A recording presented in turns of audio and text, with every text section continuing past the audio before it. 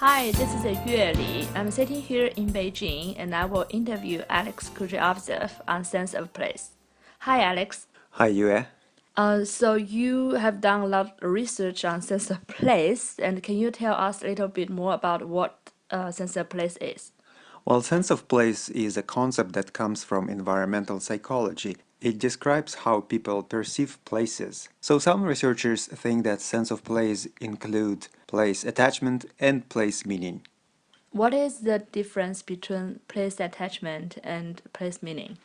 Place attachment describes how people are attracted to places, whereas place meaning shows how people describe places, what they value in different places, what meanings they attribute to these places. Okay, since we are in Beijing, can you give us a specific example about place attachment and place meaning? If, for example, I'm from Russia and I got my PhD at Cornell, and now I'm visiting Beijing. To me, Beijing means, from my perspective, it's good universities like Peking University and Hawaii University that we visited. But it also means to me a lot of air pollution because all these days that I'm visiting Beijing, I have to wear this air pollution mask. It also means of huge crowds of people. I think I rarely see so many people in one place. So this is my perspective as a visitor to Beijing. Whereas for some local people who live here for a long time and maybe have some community gardens in their backyard, it means something different, like their family, the vegetables that they grow, and maybe a circle of their friends. So it's totally different place meaning for someone who lives here. And how do place attachment and place meaning relate to environmental education? That's a good question. We are aware about a number of publications that show that if a person has strong place attachment and also a certain place meaning, which we call ecological place meaning, so these people will be likely to involve into local environmental stewardship projects or maybe exhibit any other types of environmental behavior in that place. What do you mean by ecological place meaning? Ecological place meaning specifically describes how people value ecological activities and different features in certain places.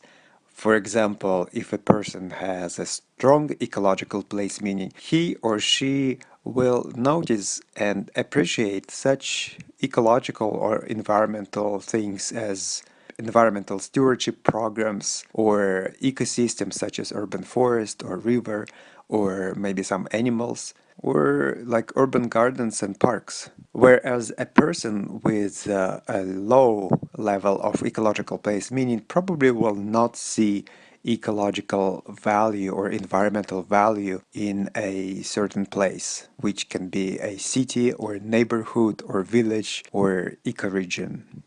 That's very interesting. And then, do you think a person with strong place attachment will also have a higher ecological place meaning? Those two concepts, I think, are quite independent.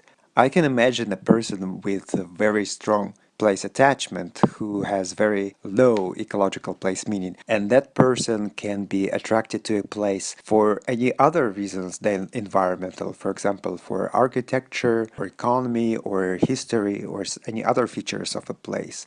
But for us, environmental educators, what is most important is ecological place meaning, especially when strong place attachment is based on ecological values of a place. And then, how do environmental educators help others to enhance their place attachment and ecological place meaning? That's a very great question because actually I've done research in the Bronx in New York City to answer this question. How can environmental education programs improve ecological place meaning and place attachment among program participants? And we found that there's in general three educational approaches to improve especially ecological place meaning. So number one is as an educator, you can take your participants to experience green places in your neighborhood. So it's a direct experience with the places, direct observation of those places, or even hands-on activities like stewardship activities. So number one, direct experiences with places.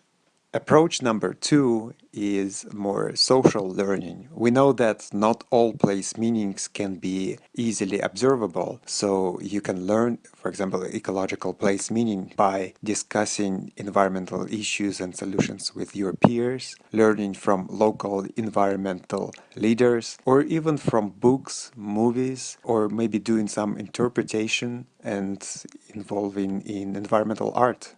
And finally, education approach number three is you can influence participants' ecological identity. You know that we all look at the world through different lenses, through different identities. So if you identify yourself as an environmentalist, you will be likely to notice those green features or maybe environmental problems in your community. So we try to help environmental education participants to realize that they are actually environmentalists. Can you give us an example of environmental education program which enhanced participants' sense of place?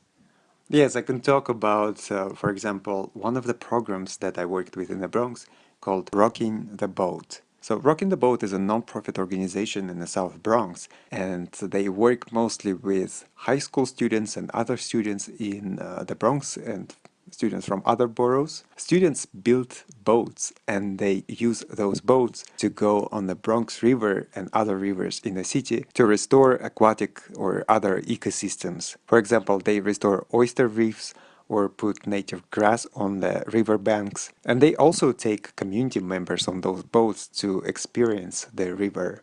I think that students in this organization, they really get a very new perspective on their city because from the water, New York City looks very different. You can actually touch this river, smell fresh air, see the grass or fish and oysters. So it's a very, very different view of the city. It's interesting that many students who come to Rocking the Boat, first they've never knew that there is a Bronx River there and that there's some green spaces. After the program, students realize that New York City is full of life. There are parks, birds, animals, river, ecosystems to care about, and their understanding of the city it becomes like totally different. New York City is no longer just asphalt and concrete, but it's a place full of life and full of biodiversity. Oh, what a great example! There's so many different ways that educators can connect their participants with nature, environment, and ecology of their places. Thank you, Alex. Now we have a better understanding of sense of place. I hope our listeners will consider sense of place as one of their environmental education outcomes, along with many other outcomes. Thank you. Thank you very much.